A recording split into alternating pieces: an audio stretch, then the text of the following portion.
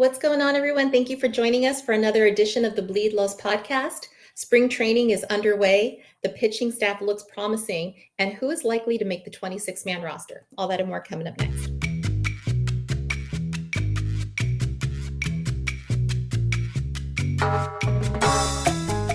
Welcome back, everyone, and thank you for joining us. Anthony and I are your co-hosts tonight, and producer Roger is behind the scenes. Before we get into it all, we're going to tell you about DodgersBeat.com. Stay up to date and in the know with all of the latest and most comprehensive coverage of the LA Dodgers. It is your one-stop for articles, interviews, contests, merch, and more. Never miss a beat, and check out DodgersBeat.com.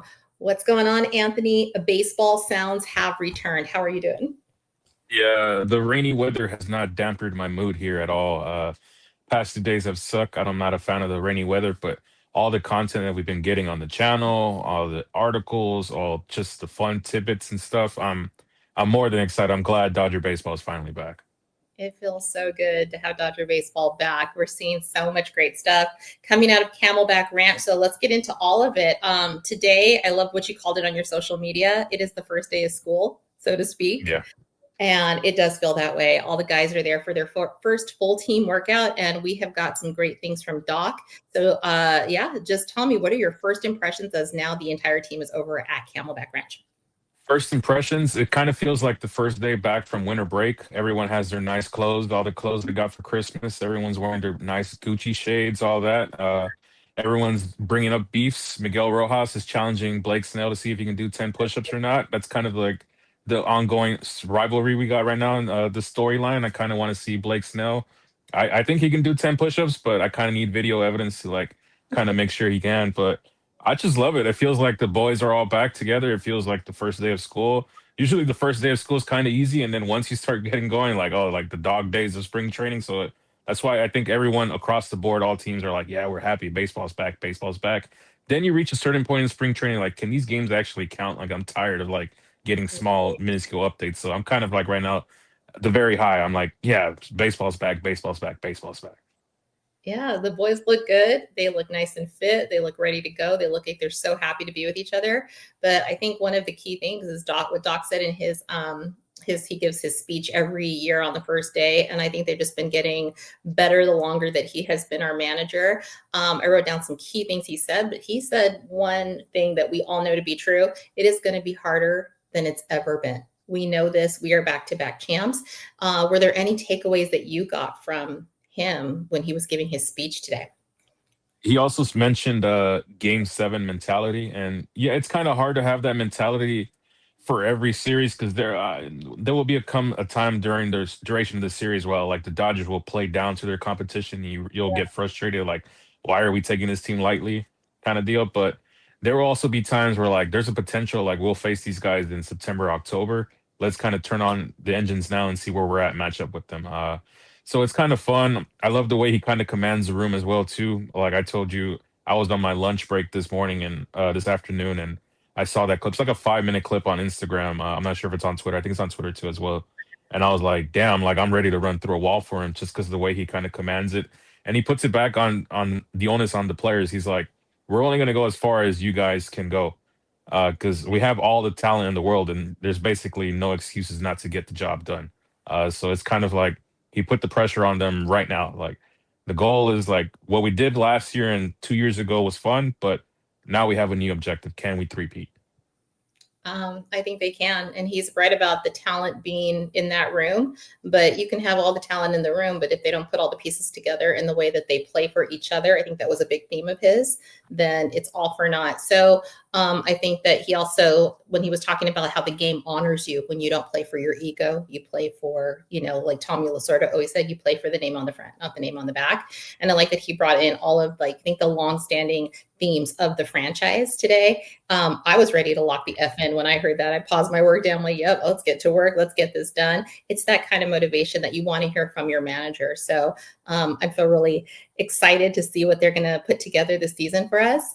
But one key thing that happened last week when pitchers and catchers reported, and I was hoping that he would talk, was Alex Vesia. Did you catch his kind of what I think was very therapeutic for him and very cathartic for him to be able to speak on his family? And I think it was really awesome of the franchise to give him that time to, you know, address it, because obviously we've all been thinking about him, even outside of the Dodger community. But your impressions of Alex Vesia, I really think he needed this.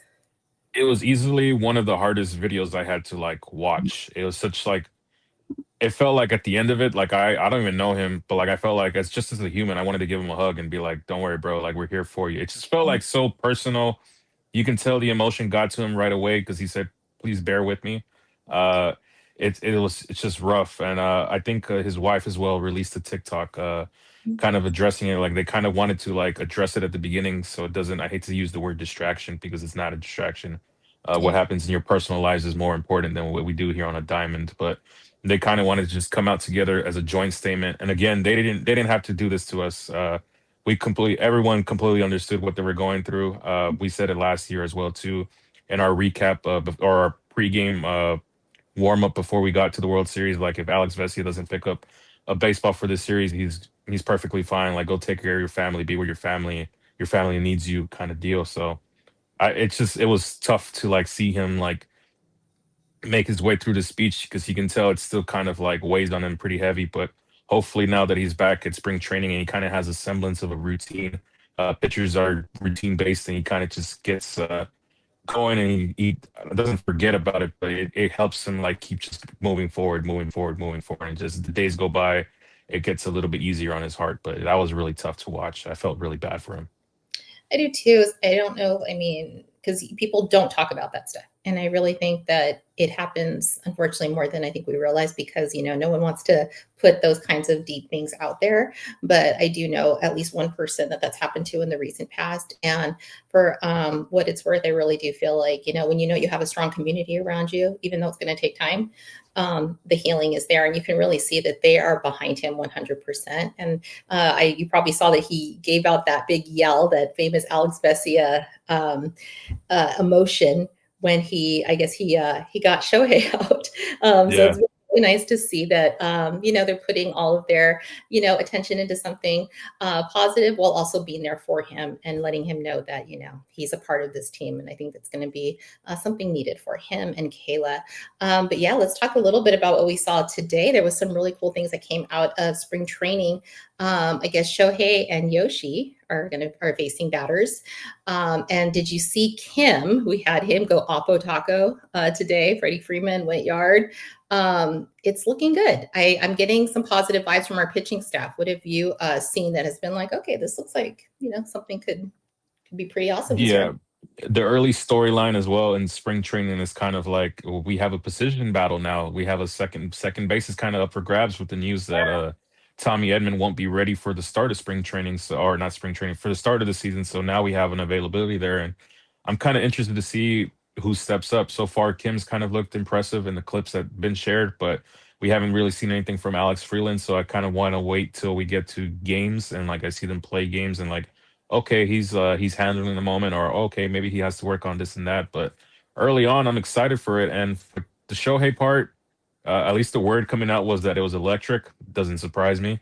The Yoshi part, he looked good as well too. Roki looked awesome in his bullpen, so it's all positive vibes right now and I can't wait for like the first game. I know most of the normal guys aren't going to play. I think that was already announced that most of the lineup that we anticipate to see day one of the regular season won't be playing game one of spring training. But I'm excited because like the little tidbits here and there, and like I said at last pod, iron sharpens iron. So this is the perfect time to kind of work out any kinks and stuff like that and see where you can improve in your game. Yeah, no, I feel it. And someone like Shohei, I mean, nothing should surprise us anymore. I think there was talk that, you know, he's obviously, I think Roberts put it that he's a little bit ahead of where he was last season, obviously, because he's already pitching. He's not, you know, coming in June like he did last year. But he expects, according to himself, that he'll be in the Cy Young conversation, which is a really cool thing to see. He's already done some bullpens, but he'll be leaving to play for Team Japan for the WBC, I believe, on the 27th. So there is a question of how his ramp up will continue on. I don't know if that's clear or not, but I mean, it's Shohei, right? We don't have to worry that he doesn't know his body. So we know that he'll continue on to kind of be what we expect him to be, just the unicorn.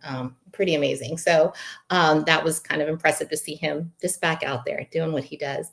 But what really got to me this week was a little bit outside the league. Some of the biggest stars, some of I hate on, but I did appreciate this.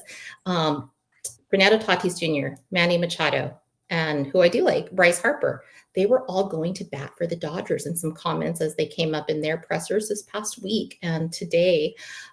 Did you catch what Manny Machado said? He said, I effing love it, and asked about, the Dodgers spending. Every team should be doing this shit. It's effing great for the game. And Tatis goes on to say, if you want to go win it all, this is the way to do it. Shutting down the haters. So they're challenging my worldview because I love to hate on the Padres, but I totally appreciated this. What did you think of hearing our rivals go to bat for us? So I love it. So Machado and Harper are tied to the Dodgers because back in the free agency class of 2018, those were the two big fish. And I remember correctly, we kind of offered Harper that deal that Kyle Tucker got, not the same numbers and value, but kind of a short term, kind of like get your money now, test free agency again kind of deal. But he ended up choosing Philadelphia. And I love it because I think the players, I think essentially we are heading towards a lockout. I think the writing's on the wall. It doesn't matter what ends up happening. Like we could win a third consecutive championship or we can lose it. But I think the writing's on the wall once December 1st hits. Like there will be no baseball played until we agree on a new CBA. But for the players' side, I think the players love the spending of the Dodgers because they see it as the potential of like, well, if these guys are getting big contracts for us when I'm a free agent, potentially that means they either could pay me or someone's gonna like overpay that number that I want specifically. So it's kind of just yeah, we want this to happen. And for guys like Machado and Harper, I think they're already on their last contracts, but they're more speaking for like the guys beneath them, like the guys who are coming in. Uh, uh, John Doe or John Day guy who's a AAA ball player now, but has the potential to be a superstar. Like they want to make sure that they're good, well off, and like they set the precedent. Like, no, you've won an MVP, you've competed in the World Series. Like this is the minimum number that you should be achieving, and if you far exceed that, even better. So it's kind of like I don't think any players are going to disagree with them getting paid. I would find it hard to believe there's a Hulk Hogan in that mix where he's kind of like on the owner's side and it's like, no, we shouldn't be taking all the money from the billionaires and kind of like siding with them, making it easier for them. I don't think there's a Hulk Hogan in that group at all. No, I think you're on point there. I really think that it's bringing to light kind of like where the real battle is in terms of the upcoming CBA, and that kind of just jump ahead a little bit to what we heard today about the I guess it is Tony Clark, who's the current MLB, well, not anymore, he resigned, but Not anymore, no. MLB Players Association executive director stepped down. Kind of scandalous, according to Jeff Passan. I guess there was some kind of an inappropriate relationship with his sister-in-law. We don't have to get into that because we don't know the details, but we do know that now we have a situation where the person that was going to go to bat for the players is not going to be the person going to bat for the players. How does this bode, in your opinion, for the upcoming CBA and the results of the lockout, potential lockout? Well, it's not good right now, right? Because they don't have an interim guy, and I don't know what the deciding process is going to be if he's going to be the main honcho or he's just the interim guy until they vote in someone else. But yeah, it's kind of sticky situation now. But if you find the right guy that you trust and you lead behind them, I think the players union is going to stay firm on like we don't want a salary cap, or if we do get a salary cap, we want at least a floor. I think Jeff Passan said it best. It's kind of a owners versus owners kind of deal. Certain owners are jealous that other owners are making a profit on their teams and stuff like that. But then he also makes the argument that, well, if you want to make on a profit on your team, why don't you spend on your team? And if they're competitive, you entice fans to kind of come watch the product and consume the product.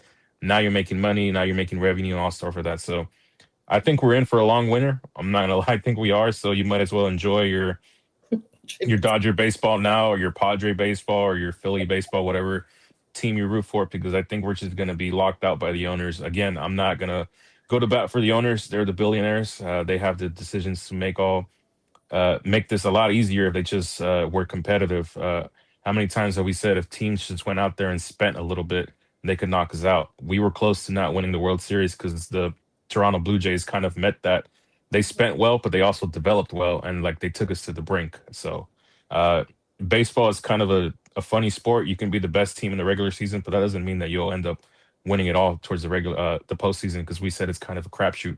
Whoever gets hot in October kind of ends up winning it all. And that's what Bryce Harper was saying in his own comments. It's that it's not just about the spending. It's like what the Dodgers are doing is he used the quote, drafting and developing well. There is way more to it than just spending money. There's a lot of entities working behind the scenes that are creating the system that all the players clearly recognize that the Dodgers are not really the problem. In fact, the owner should be doing exactly what the Dodgers are doing. But one of the things that hit close to home for all the Dodger fans in the last 24 hours, and I don't know if I'm overseeing this image, it burned my eyes. Our old pal Walker Buehler, last out of the 2024 World Series, he went to the dark side, Anthony. Minor league deal, and we'll see if he makes their roster, but it's almost unfathomable. Our boy, our prince is now Padre. Tell me you were as shocked as I was. Initially, yeah. Now that the news has simmered, and by the way, I consider the dark side the Giants. I always just like, if you throw on the Giants uniform, I feel like that's more crossing the dark side for me. Like the Padres, we've kind of interchanged players with them a lot. Dodgers, Giants, not really. That doesn't really happen at all. I think the last guy that comes to mind is probably Brian Wilson, maybe a Sergio Romo, but even then, that was towards the end of their careers. But with Walker Bueller, I know Yeah. a lot of the reaction, at least on social media, has been kind of like bad. But at the same time, I can't blame him. He's getting a minor league deal. He has to kind of prove it to kind of make the team. He's not guaranteed a spot. He could get cut within a week or two, and then next thing you know, he's back on the free agent list. So Yeah. I'm not gonna like pile on him on that. I really don't know what his offers were. I'm assuming not good if he signed a minor league deal for the Padres.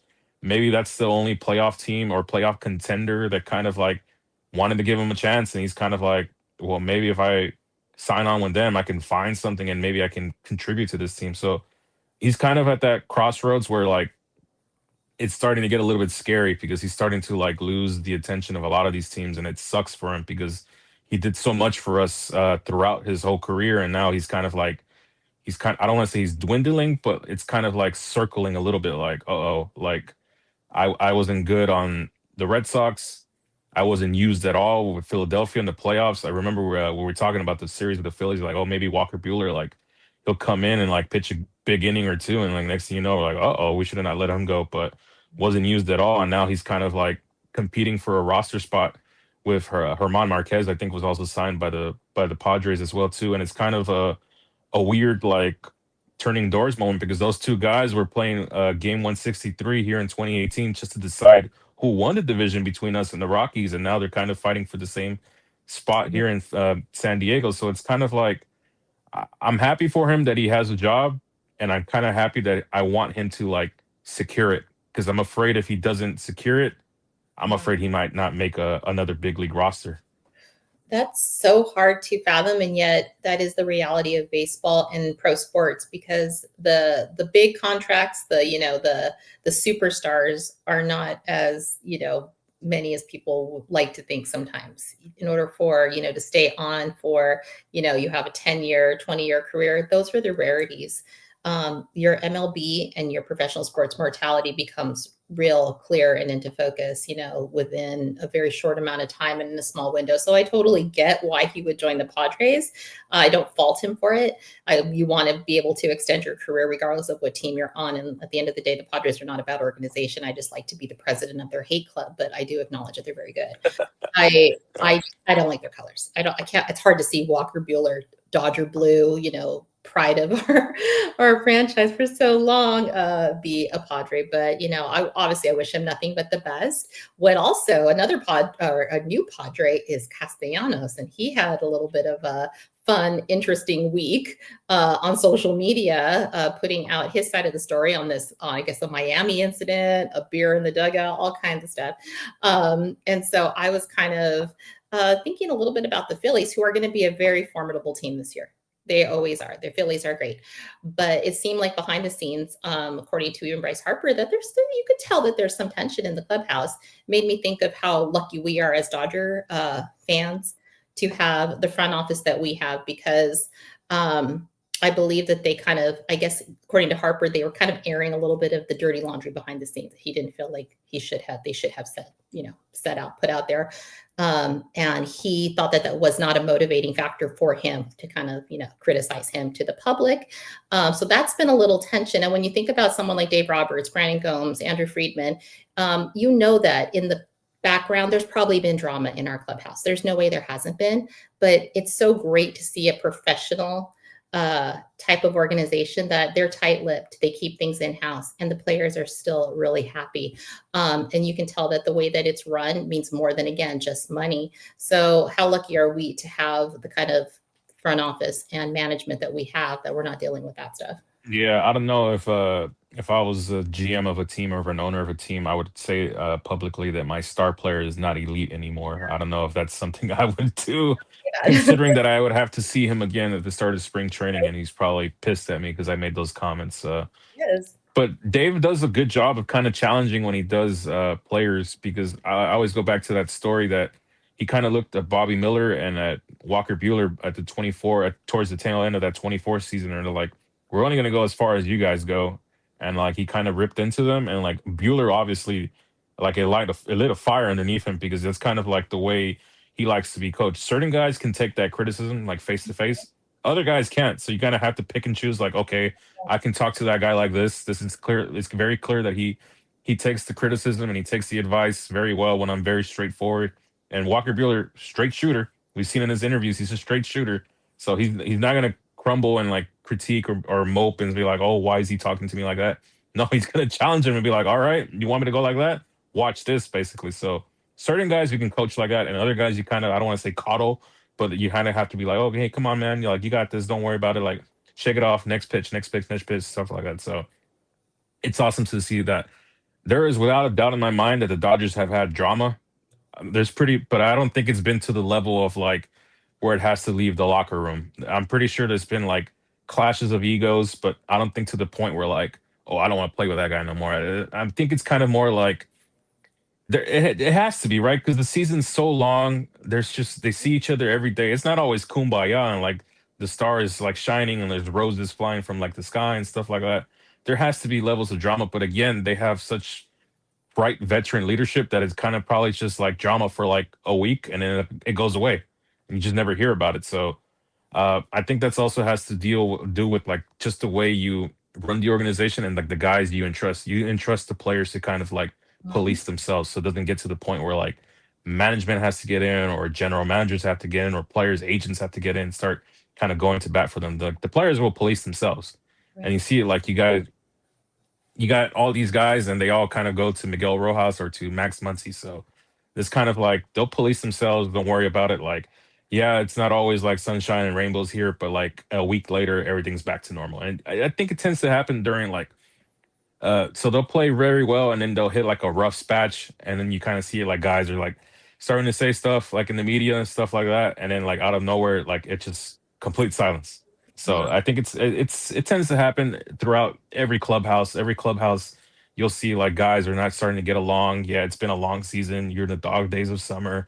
It's like the middle of August. You're tired. You just want to simulate to the playoffs, but you still have a whole month of September to play. So it's kind of funny to see like when it does leak out to the public. Like, why are we like getting access to like what Nick Castellanos is doing in Miami? Like, why do I know that he brought out a beer and like? Why do I love him? Because he brought out a beer, because that's something I would do if I was playing in the major league level. But leave that for the Sunday leaguers, I guess. But I do actually like the pickup for the Padres. I think he's also one of those guys that's a no nonsense guy.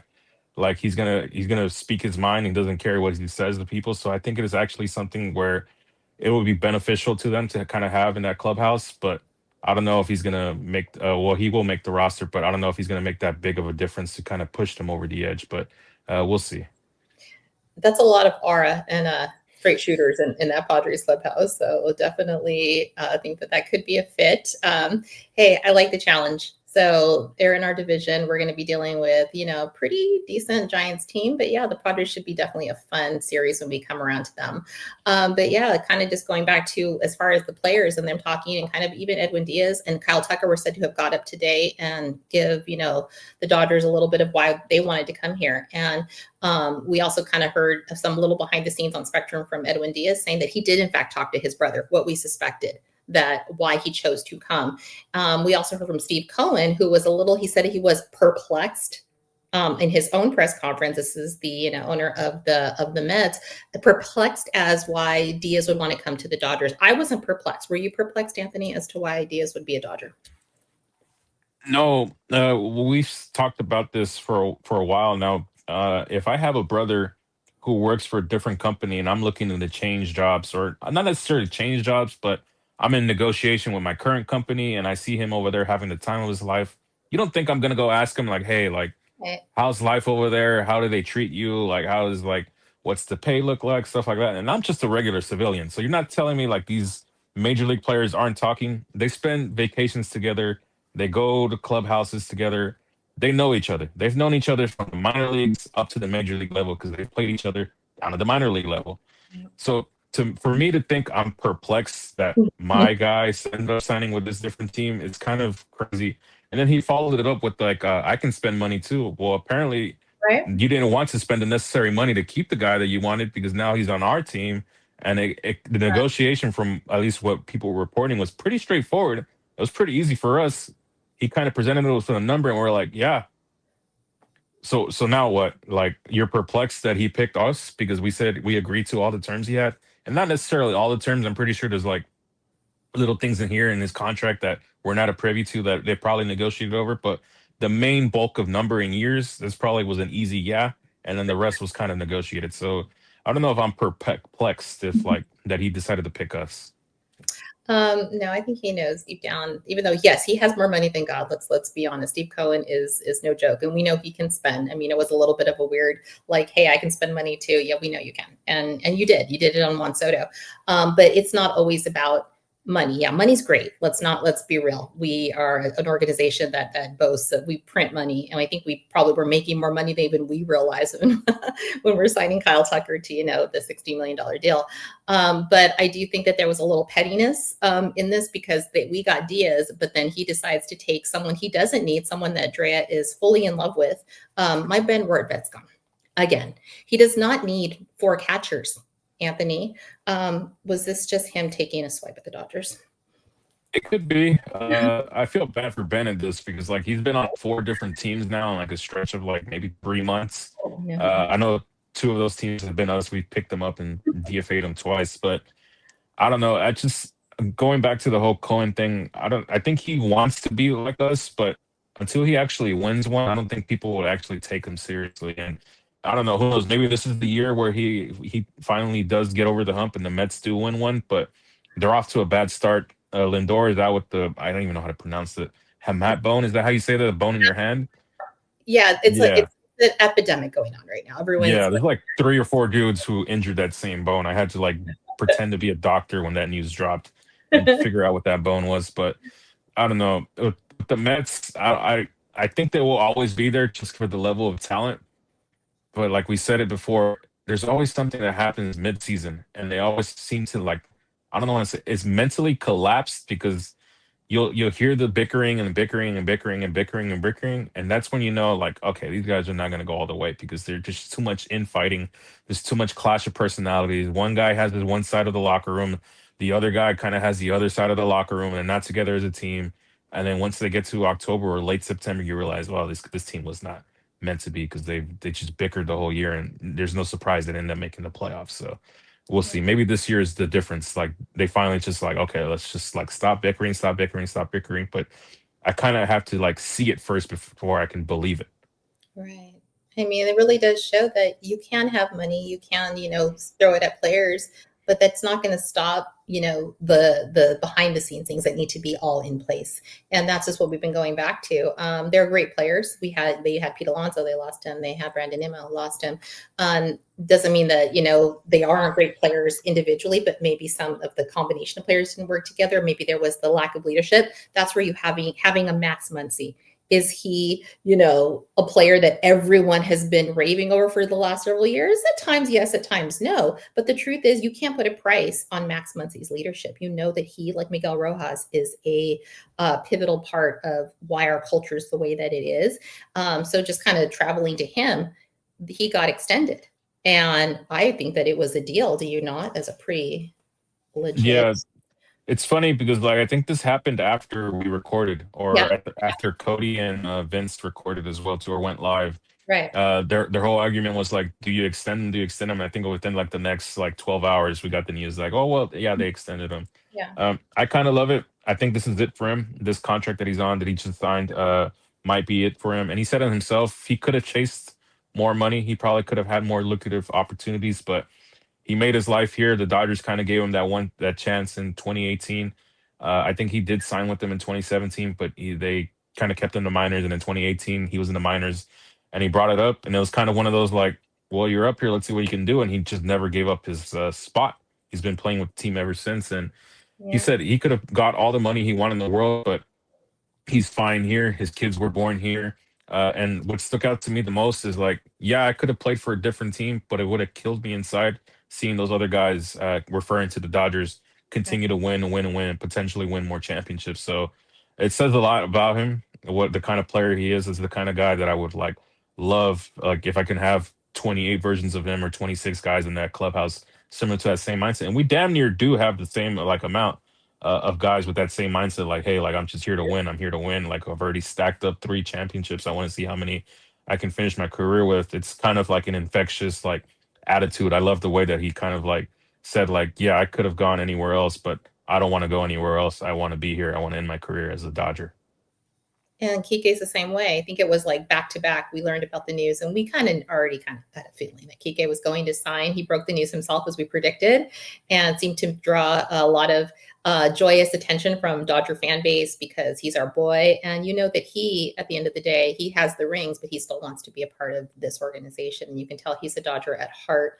And that just kind of, just to put a bow on this entire conversation, Andrew Friedman today said that it's a real compliment when he was being asked about, the other players who were commenting on the Dodgers, but he said it's a real compliment because you can see that the players that are here want to be here. They want to stay here. Well, they know how we treat their families. They know how we treat, them day in and day out, how they treat their minor leaguers. It's all so professional. The Dodgers are also a destination spot for people outside the league. And like we said, they talk. And then I think Brandon Gomes even said a couple days before that, where he was asked these same comments. He didn't really acknowledge too much where the validation comes from, but he said validation comes from winning rings, straight up. And you just know that is the absolute mindset. And that's from the top down. Everyone seems to be in lockstep, we're in it to go all the way. And you can just see that is the unifying goal. So it's just kind of exciting because I feel like everyone from the bottom up, top down, and everyone on the coaching staff, they know that is the goal. So I think that's going to bode well for getting more rings in the coming years. So exciting stuff. One thing that you added to the rundown, and I really liked it because it escaped my mind, the ABS system is going to be implemented this season. Now, we've seen tastes of it in the last year, but now it's going to be an actual thing we're going to see on a daily basis. I like it. How do you feel about it? So I love it. The amount of times last season where I went like that, just to challenge a call, is insane. But I do love it. I feel like it's kind of a good thing. I feel like we will also be we're pretty good at challenges itself. I feel like sometimes I am biased. Yes, I'm a Dodger fan. I will agree whenever Dave Roberts challenges, oh, that's a good challenge. And I will argue when it's very clear that they got it wrong and they won't overturn it. The bang bang plays are kind of the hard ones. It's kind of I don't know, that's 50-50. But I do trust that the guy that we have behind the plate, Will Smith, will kind of give him the signal hey, man. For sure. Like that. So I trust in him. Our pitching staff as well, too. I trust in those guys hey, that's clear strike. like that. So I think it provides an interesting new like dynamic to baseball games. At first, I kind of was against the pitch clock when it first got implemented. Love the pitch clock now. You ever like go back and watch like a very vintage game? The game is so slow. Like it's so insane like how long it takes for a guy to like step into the box, and now they got to do their whole like routine. I'm going to use Nomar. Nomar used to do the whole glove thing when it's like that, and like he steps into the box, and now you got to wait for the pitcher to kind of like get his pitch. And before you know it, like 3 minutes have gone by and we haven't thrown the ball. So like new things like this, I love. I was a fan of the runner on second base from the start when I first saw it in that. I think the 2017 WBC. I'm like, oh, this is awesome. Like, it's just like extra innings kind of deal. Like, let's like put a runner on there to kind of save arms. I knew a lot of people were kind of against it, but like I bet you now they're like, yeah, no, yeah, let's do that for like the regular season. In the playoffs, like we'll play it normal, but in the regular season, like no, let's get this game over with. Like, there's no point for like us to stay here for like Yeah. 25 innings or so. So, I love new rules like this. I feel like the ABS system has, when they first tried like robo umps, I think this is kind of a step towards that. I don't want to Mm. go full AI. Like I don't want to have a computer guy, like a robot umpire back there, and like we don't have like human element. I still like the human element. I love to always kind of like at home. I kind of like chirp the ump, even though he won't hear. Like my dad as well too. Like, come on, Blue. Like that was low and away. We all saw that was low and away. Like because they show the little box, Right. so Yeah. that's kind of like yeah, you'll see like okay, like you'll see this and that. So like, what's up? Like, why was that a strike? So we'll see. But I kind of a fan of the ABS system. I'm a fan now, but like when like let's say like Shohei's up there and like the opposing catcher challenges it and it reverses the call and like he strikes out in a pretty big spot. Maybe I'm not a fan then, but you can't complain. Yeah, actually, I see that, and I would definitely be on that side of the fence. But I have lost my shit so many times when I have seen that calls were missed and they went against us, and it just so I think that'll be a little bit happier that there's going to be a little more integrity to the game, knowing that that can be challenged. So it is the pitcher, the catcher, and the batter that can challenge, Yeah. and I think they get what two challenges, and they're able to retain their challenge if they're Yeah, successful. you retain it. And I think like let's say if I lose one and we go to extra innings, I get a new one basically. Gotcha. So it's kind of it's going to be a learning process as we go. As I think as more games go on, we'll see like okay, like they lost that one, but they still have one more. That's going Or to and be then if we yeah, so it's kind of going to be a little bit of a learning process here, but I'm for it. we're not going to know what it was like without it after a certain amount of time because you do get used to it. Yeah, looking Yeah. back at the old games, like you were saying, they're way too long, and I don't know how we got used to such long, tedious, innings. But definitely, I'm a fan of the pitch clock now. But yeah, let's talk about pitchers for a second. Roki, he was hitting what close to 99 and was said to be Yeah. ahead of schedule. Are we liking what we're seeing from him for the rotation? Yeah, I'm excited. We said it at the start of like the whole rumor season, like this was going to be a big year for him. Last year was kind of a taste of it. He kind of got introduced late into that postseason run, and he was only kind of limited to a certain amount of innings. I know he went 3 innings against the Philadelphia Phillies, uh, kind of just out of necessity at that point because we didn't want to force Game 5 back in Philadelphia. But I like what I see. I love that it's kind of like the word coming out of spring training is like he's a different player. He kind of has that confidence back to him, and I think it kind of he said it himself at the Fan Fest. He's like, I think I'm going to be more comfortable just because like I know what to expect. Last year he didn't know what to expect. Yeah, he had Shohei and Yoshi that are kind of guide him, but like you still have to figure out things on your own, what you're going to do, how you're going to fit on the team. And now I feel like it's opposite. Like he feels like no, I belong here. I just was hurt last year and I had to develop a new pitch, but you can see it now. He's kind of walking around with different confidence to himself. He knows he's more secure of who he is on this team, and I feel like it's going to be a very big year for him this year. And I think we saw that with Yoshinobu Yamamoto from his first year to his second year. You know that they're good pitchers, but there's a higher comfort level going into your second year, and we're already seeing that. So that's going to definitely bode well for our pitching rotation because you know that there's going to be somewhat of a slow play. We know that Snell is not going to be ramping up just yet. He's playing catch, he's throwing, they said, but not injured, didn't need surgery, but that's not going to be someone that we're going to see right away. So there's going to be a definite strategy to how they're going to roll out their rotation. So we're definitely going to need to see, the right people contribute at the right times. And I think that's what they're putting in place. We did sign Evan Phillips back since we last spoke, which, corresponding move ended up being Rortvedt, but he probably won't play till the deadline, according to what we're hearing. So that's going to be a little bit later down the line, but he's impressive. We've seen Diaz pitch, so that's always fun. We're going to see his Timmy trumpet sooner than we think. Cannot wait to be there for that. But you're our resident bullpen dog expert. Are you so far seeing some good things as far as bullpen 2026 versus bullpen 2025, which sucked? Again, it's so early on in the spring. Everything is like so good. I'm kind of excited to see what Evan Phillips has. It's going to be a little bit of a long road for him, but I think as both Friedman and Gomes said, it would be like a trade, what's it called, trade deadline acquisition if he comes back to his full form. And I would have to agree, if he's able to find his full form before the injury, it would be like kind of trading for an elite closer or elite fireman role. I think he's going to slot into that fireman role. The only guy that I'm kind of worried right now about, well, there's two guys, but in the bullpen is Blake Trinan. He kind of had a rough year last year. I kind of want to see if that was just like a blip in the radar, or it was kind of a sign of like, no, the decline is kind of here, and this is kind of the tail end of his career. Like, this might be it for him. I think he still has a year left on him. And the other guy who was walking around with Edwin Diaz was Tanner Scott. I kind of want to see him in game action.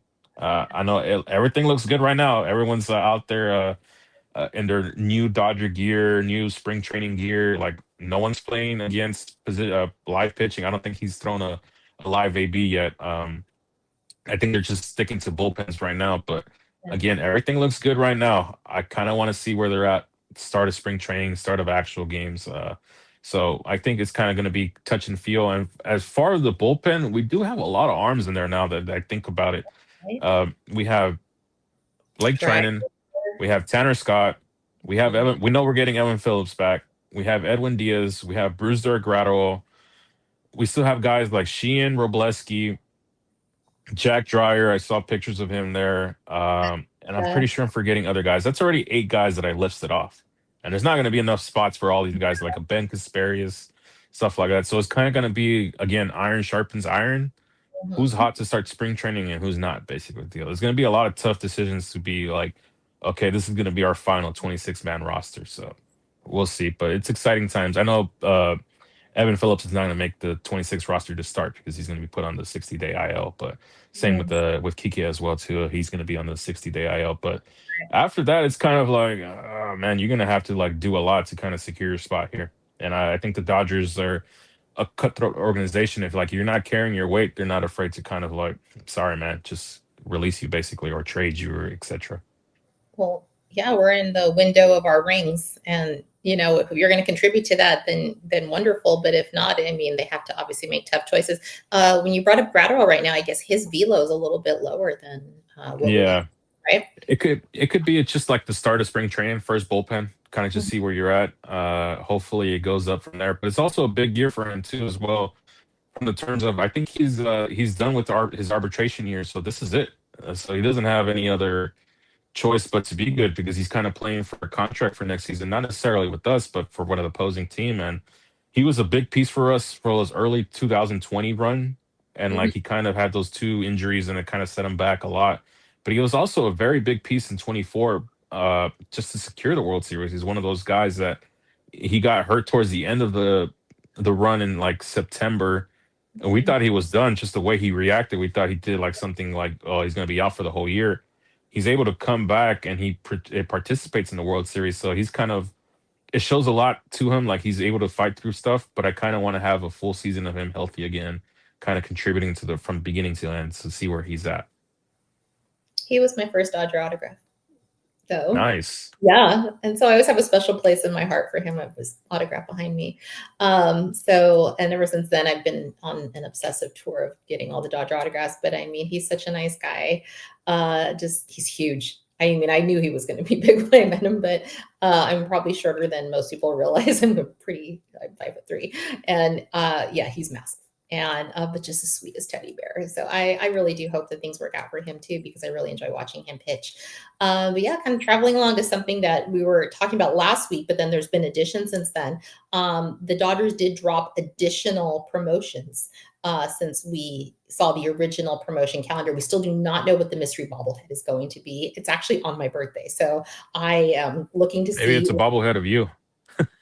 No, That'd be funny. That'd be amazing. it'd be hilarious. I think that I'll AI that and send it to the group chat, but that's not going to be what it is. I'm still secretly hoping it's going to be the his Kiké. We'll see. But yeah, prices are going to be outrageous for that one.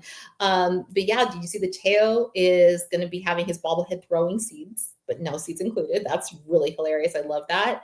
But the Roberts one is not what I thought it was going to be. He's not grabbing his head. He's actually going to be in the gold jersey. So we did get a little preview about what those are going to look like. Did you like those? Yeah, I love that gold jersey. I prefer it compared to last year. I Huh? love the outline of it. I love the hat too. The hat, like the brim is all gold. The LA is gold, but they also have those two stars on there to kind of signify the back to back. And I feel like that's very unique. And I I'm like definitely gonna buy one of those. I'm gonna buy a jersey as well too. I'm looking forward to it. I was kind of like scared that they were gonna do just full gold again. I really I don't know. I think it's just too much gold. I hate to say on the jersey at least. I feel like on the hat you can just freedom of liberties. You can have a gold hat if you wanted to, but it. I'm excited to kind of have the outline because the Dodger blue sticks out when it's outlined by that gold. I think it kind of drowned out under the lights that gold. I mean, it's not unimpressive, but I do think that the way that the colors contrast off each other is definitely something that if you are into getting those gold jerseys, this is definitely a one to get. The Heritage Nights jerseys dropped. Did you catch those? Yeah. I like that. Which one stood out to you? So I saw the Mexico one. I didn't see a preview yet of the Salvadorian one. I don't think there is one yet. I think they did But if I one in no, Mexico. No. if I can reach out to the Dodgers in the ether and they somehow watch this clip, if they're going to stick to jerseys, I would prefer if they do a design. It's called La Palma design of El Salvador, and I have an example here actually. Okay. So this little banquito. So this is the art style I'm talking about right here. So this Nice. was from the motherland. This was brought to me by my grandfather. God rest his soul, no longer with us. But that style of art always sticks out, and I kind of signify like that's El Salvador. That's where every time I see it in public or in different square places, let me put it up here again so that That's people can beautiful. see it. Yeah. So this Colors. actually that little guy right there is supposed to be me, and that's technically like me in El Salvador. And you can see it's kind of like worn through the years and stuff. I think it's almost 30 years old, the little banquito, but that's the kind of style I would love on the jersey. I feel like it brings a little uniqueness to it. Mhm. Not saying like the previous iterations of it weren't unique, but I feel like that would stand out and that would be like, yo, this is dope. Like they really like put a thought into this kind of deal. But Like that. I don't know. When it comes to Heritage Nights, I hope they just do a good, job of representing each culture. I know it's not just Mexico and it's not Salvadorian. They do a Guatemalan night. They do a Filipino night as well too, a Mhm. Japanese night as well too. So I just hope they consult with the right people and they're able to kind of like. I remember last year for Mexican Heritage Night, they made it a really really big like deal, which is supposed to be. They had those luchadors before the game. They had the mariachi band out there. They had all sorts of music, all sorts of vibes. It felt like a party, basically. Like this is what these heritage nights should be, like a celebration of these people's heritages and stuff like that, where they came from, and like try to make it as similar to a party atmosphere. And the Dodgers do a good job as well too. The players with the product on the field, so like they kind of just want to keep that party going onto the field. Like if you see the crowd is kind of like electric to start the game, you don't think the players are going to be like, oh wow, this like the crowd's like really into it like at the start of the game. Like let's kind of like show out for them now, and like before you know it, they're out to a big lead. I will say though, last year's Mexican Heritage Night almost ended the disaster because I hate to like bag on them, but Tanner Scott kind of gave it up at the ninth.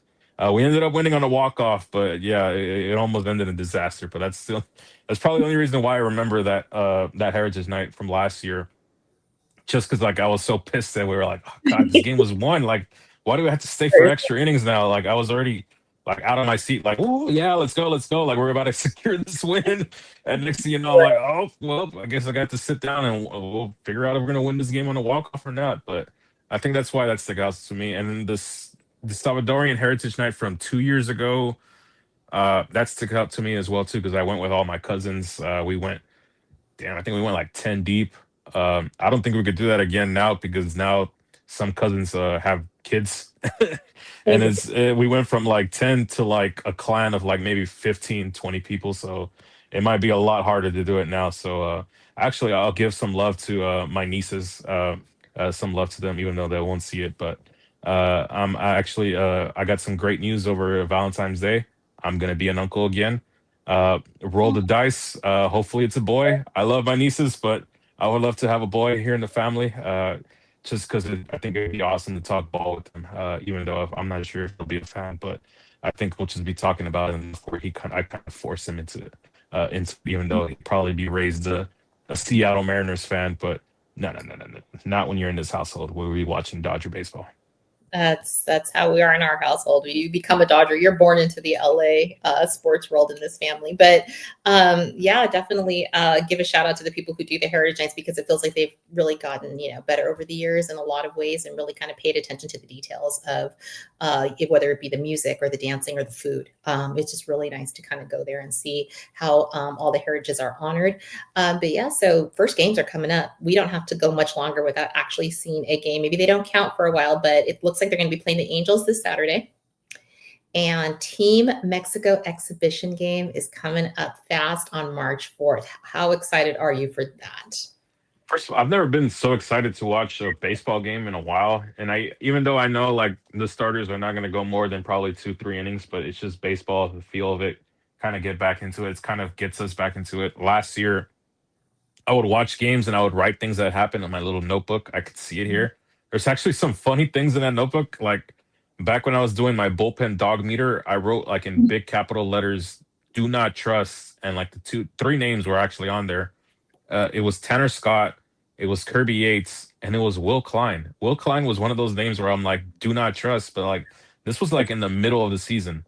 Kind of like I just don't trust this guy. And like if you would have told me when I wrote that down, like, hey, by the way, he's gonna throw like the 4 most important innings of the season later on. You just gotta trust him. So it's funny to kind of go back and see and read your notes, like how the year progresses and stuff like that. Like there's stuff from like a week where like, oh, Dodgers played awesome this week, and then like a week later, Dodgers completely sucked this week. Like there's no bright spots at all, and like stuff like that. So that's kind of like it kind of gets you back in that rhythm and that habit. So I'm excited to play real games, and with the Team Mexico stuff, I'm excited to kind of like see where guys are at. WBC is right around the corner. Got done talking to a couple of my buddies I'm going with, and we're like already done like securing tickets and stuff like that. So we're kind of just waiting for the days and counting down the days so we can go out there and enjoy the whole experience. I'm so excited for you. I cannot wait to hear every detail about this. I don't think I got myself, I mean, I loved the last WBC, but as far as the buildup for it, I kind of wasn't really thinking too much of it until the actual time was here. And then I fully immersed myself in just how big it is over in Japan and in the other countries that have just so many of the stars that we're going to see even play this round. Now, we're not going to see everyone. We're not going to see Mookie. We're not going to see Freddie. Unfortunately, we're not going to see Lindor or Carlos Correa. But we did hear that Bad Bunny did try to pay their insurance. Yeah, But what a baller move. I mean, right? He's on Yeah. top of everything right now. And so shout out to him because he's obviously a baseball fan like we are. But what we did see released for the WBC this week is the top from per MLB on Fox, the top 10 power hitters for the for MLB. Team USA has 4, and the DR Dominican Republic has 4 out of all the power hitters. And that kind of goes in line with what you said last week. Who do you think the last 2 teams standing are? Now, it's baseball. We don't know. Anything can happen. But are you still standing by the last 2 teams you think are still going to kind of stick with, are going to be probably the USA and Dominican Republic? Yeah. Also, a little cleanup. Last show, I said the 2 America teams make that last the longest in the WBC do make the Olympics. Team USA automatically qualified. They don't have to worry about it. So, if, for example, the Dominican Republic and Venezuela are the last 2 America teams standing, they automatically qualified for the Olympics going forward. I think Mookie Betts came out and said earlier today, there's a clip on Dodgers Beat on Instagram that I saw before we hopped on, that he'd be interested in playing in the Olympics. And I think a lot of guys are going to kind of follow suit once they realize like this is a real opportunity to kind of do something kind of special. A lot of the NBA guys, I know it's their off season technically because they play the Summer Olympics in the summer, but like for the baseball guys, this is right in the middle of the season where like you're all Yeah. finally tuned up and stuff like that. So for like a 2 week stretch, can you give me your best to try to win a gold medal, a silver medal, and a bronze medal? I don't want to lower the expectations for those medals, because if you medal in any sport at the Olympics, that's such a special, unique honor. I know Mhm. the Winter Olympics are going on right now, so it's kind of hard to bet against Team Japan, but I feel like there's just so much talent, and I think guys are kind of going to go into it like, we want to take down Team Japan, like whatever it takes, kind of deals. But I do think the last two standing are going to be the U.S. and the Dominican Republic. I feel like the Dominican Republic, you just have all that talent on that team, and that you can't figure it out for a 2 week stretch. I just feel like this is kind of like all the stars are kind of start aligning for them. Like, no, this is probably going to be the year for them. And it's kind of hard to bet against the U.S. just with all that talent as well too. The pitching is just, I mean, you have, how do you solve a rotation of Skubal, of Mm. Skeens, and I'm probably forgetting like someone else in that rotation as well too. So I don't know. I feel like we're just gonna be in for good baseball for like a 2 3 week stretch there. I'm so excited. And I'm also excited Kershaw's going to get to be a part of it, even if it might be in some small capacity. I think that means a lot to him because this is really the kind of the final cap of his time on the field and on the mound. So I'm just really excited for that. I want to take that all in, and it's going to be here so quick. We're on knocking on March's door, but kind of, yeah, traveling to some fun things that we saw in the last week. We talked about this on the show. You and I are a big fan of dogs. We know that Shohei is one of the biggest dog people ever with his boy Decoy. Did you see the mural at, I guess it's in the arts district of downtown LA? There's a mural of Ohtani and Decoy by artist Alex Ali Gonzalez. Isn't that adorable? Yeah, I saw it. Actually, one of my friends, he went there and he like took great pictures and videos of it. I don't think it's up on his store anymore by the time this goes out, but Mm. it's such a massive mural too. It's not like a small one. Huge. Like it takes up like the side of an entire building, and it's pretty cool. It's like it's the picture. Well, the mural encapsulates the picture of him and Decoy when he throws out that first pitch, and it kind of gives him that like high five immediately after the first pitch. So it's a really dope mural. There's a lot of dope murals out there of both like LA teams, the Lakers and the Dodgers. There's a lot of great Instagram accounts as well too, where like they kind of map out and help you. Like it's specifically at this location, you just have to do this, and that to get to it. Yeah, I'm going to be heading out to, I think, Manhattan Beach this weekend. There's one that I haven't seen live. It's over kind of by not too far from the ocean, but there's a really cool one that I want to go get pictures of. So you see all that great stuff in LA, but I really think that just kind of bringing in Decoy to a dog park, I mean, that's just, it couldn't be more perfect. So that's exciting. Definitely want to check out those pictures. If you can throw those in the group chat, I would love to see them. That would be awesome. But yeah, another cool thing that's happening in the next week, it's only going to happen on February 23rd and 24th in theaters, but there's I guess it's the Tokyo series called Homecoming, where it's a promo film for Japan's love affair with baseball, and it's hometown heroes like Ohtani, Yamamoto, Imanaga, and Suzuki from last year's opening games over in Japan when the Dodgers traveled over there, kind of getting to see the behind the scenes and some really great clips that even I've seen so far as teasers look really, really awesome. It's already had its kind of premiere, but this is going to be where now the public can see it. So if you want to check that out, definitely go to Homecoming, the Tokyo series in theaters on the 23rd and 24th. So check it out. It's going to be pretty much, I looked at some tickets, they're pretty much almost every theater. So check that out if you're a big baseball fan, you want to watch how cool that is. But that just wraps up my notes. So Anthony, final thoughts. Final thoughts. I'm happy that we're finally here. Spring training is here. We will actually watch Dodger baseball on Saturday.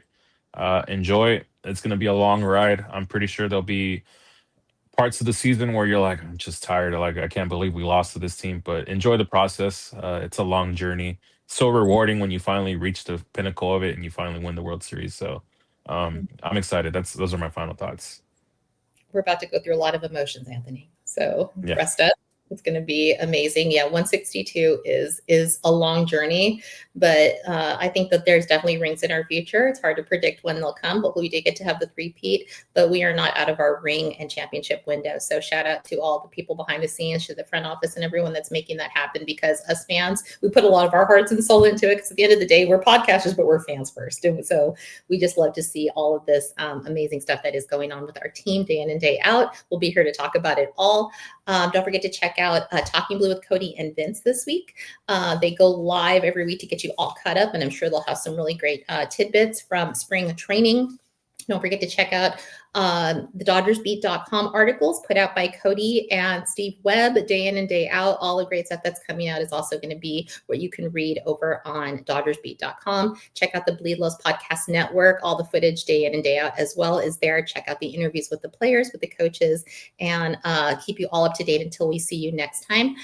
Don't forget to check out our handles. You can find me, Drea, on X and Instagram at RavineQueen1958. You can check out Anthony on X and Instagram at AnthonyAcosta_. And until next time, let's go Dodgers.